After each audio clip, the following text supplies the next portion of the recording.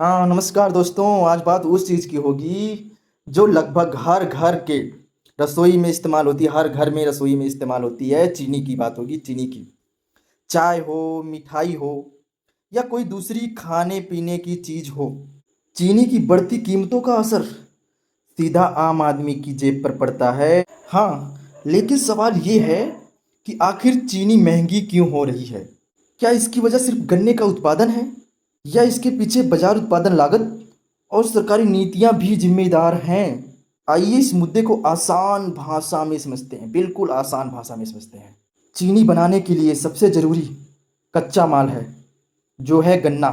अगर किसी सीजन में गन्ने का उत्पादन कम होता है, मौसम का असर पड़ता है या किसानों की लागत बढ़ती है, तो चीनी के उत्पादन पर भी असर पड़ सकता है। इसका मतलब यह हुआ कि गन्ने की कीमत और उपलब्धता का असर आगे चलकर चीनी की कीमत पर भी असर पड़ सकता है। लेकिन कहानी सिर्फ इतनी नहीं है। चीनी मिलों को सिर्फ गन्ना ही नहीं खरीदना पड़ता है। मजदूरी, बिजली, परिवहन और दूसरी उत्पादन लागत भी होती है।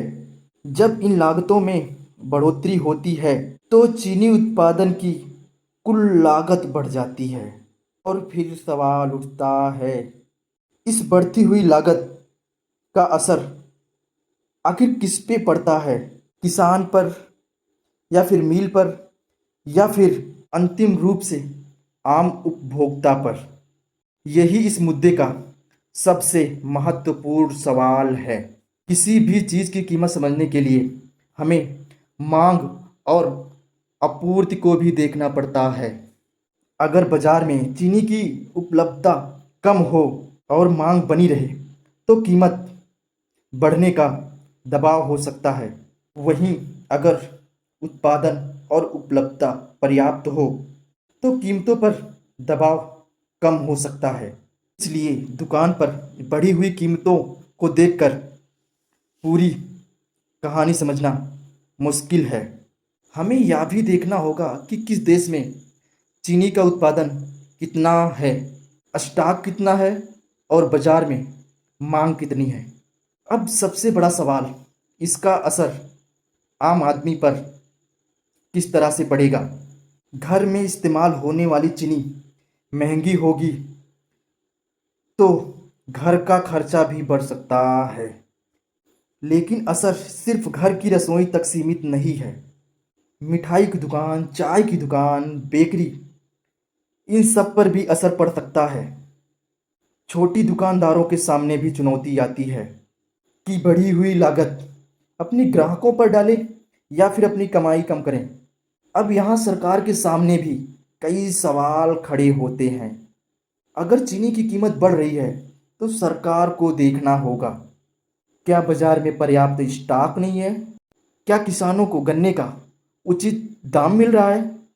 क्या चीनी मिलों की लागत और भुगतान व्यवस्था ठीक नहीं है? और सबसे ज़रूरी, क्या किसान और उपभोक्ता दोनों हितों के बीच सही संतुलन बनाया जा रहा है? क्योंकि किसान को भी उसकी फसल का उचित मूल्य मिलना चाहिए और आम आदमी को भी रोज़मर्रा की चीज़ें बहुत महंगी नहीं मिलनी चाहिए। तो दोस्तों, चीनी महंगी होने का मुद्दा सिर्फ चीनी तक नहीं सीमित होना चाहिए। इसके पीछे गन्ने का उत्पादन, मौसम की लागत, बाजार की मांग, आपूर्ति और सरकारी नीतियाँ, कई बातें जुड़ी हो सकती हैं। लेकिन अब सवाल आपसे है, आपके शहर या गांव में अभी चीनी कितने रुपए में मिल रही है? कमेंट में अपना शहर या गांव चीनी का रेट ज़रूर बताएं। और अगर आपको लगता है कि रोज़मर्रा और महंगाई पर रोज़ बातें होनी चाहिए, तो एक कमेंट ज़रूर करना और इस वीडियो को शेयर ज़रूर करना। क्योंकि सवाल पूछना ज़रूरी है और जवाब मिलना उससे भी ज़्यादा ज़रूरी है। धन्यवाद। कमेंट ज़रूर करना और शेयर ज़रूर कर देना।